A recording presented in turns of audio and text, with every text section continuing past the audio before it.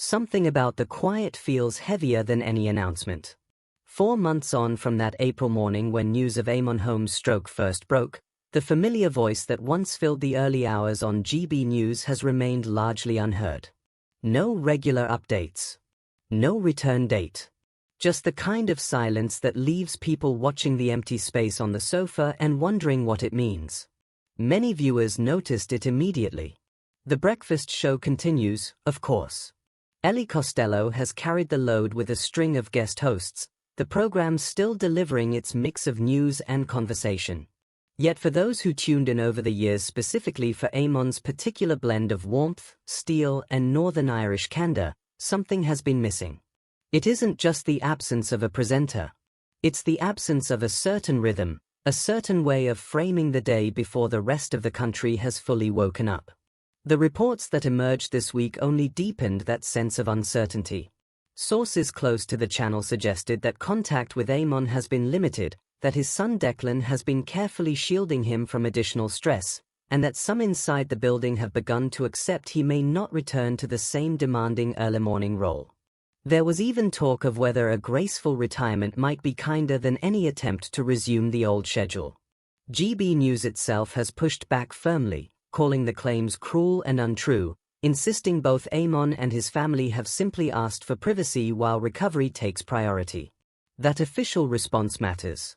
In an industry quick to speculate, the channel's insistence on privacy feels like a protective gesture as much as a denial.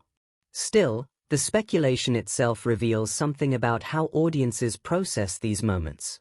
When a familiar face disappears for this long after a serious health scare, people don't just want medical updates. They want to know whether the relationship they built with that person on screen still has a future. Eamonn had already spoken openly in the past about the physical toll of years spent rising before dawn, about mobility struggles, spinal issues, and the sheer effort required simply to get through the day. A stroke on top of all that carries an emotional weight that goes beyond any single diagnosis. Viewers who have followed him across decades, from the early GMTV years through Sky News and This Morning and into the GB News chapter, feel that history. The silence after the stroke has become its own kind of story. What lingers for many is the human detail. The last public post, a simple photograph of his granddaughters holding up "Get well soon" signs, felt almost defiant in its tenderness. There was no grand statement, no performance of resilience for the cameras. Just a grandfather acknowledging the people closest to him. Some audiences interpreted that quiet as strength. Others read it as a man stepping back from the very public life that had defined him for so long.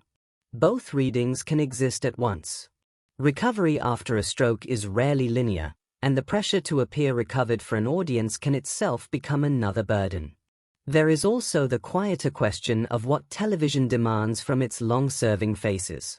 The early morning shift is not a gentle occupation.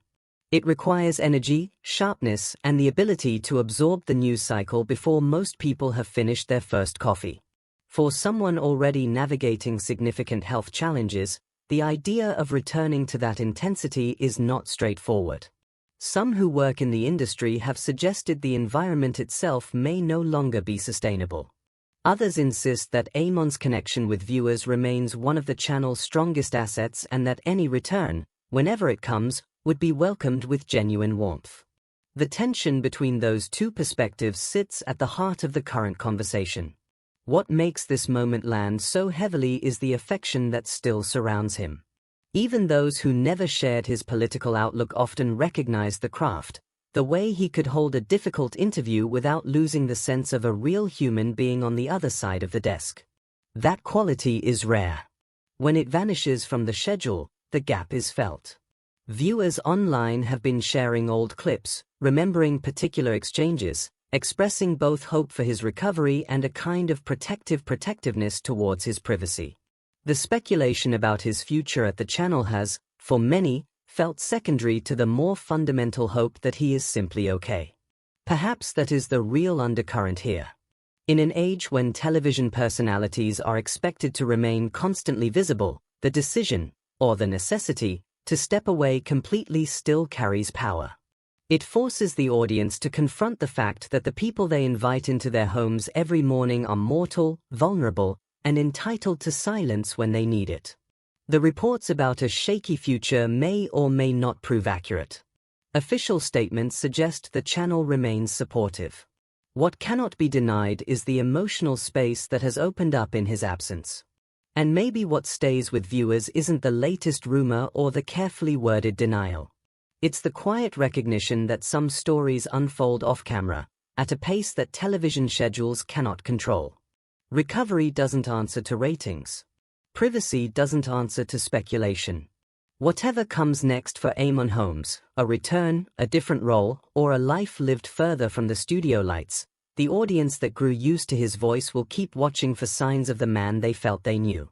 Not out of curiosity alone, but because genuine connection, once formed, is hard to set aside. What do you make of it?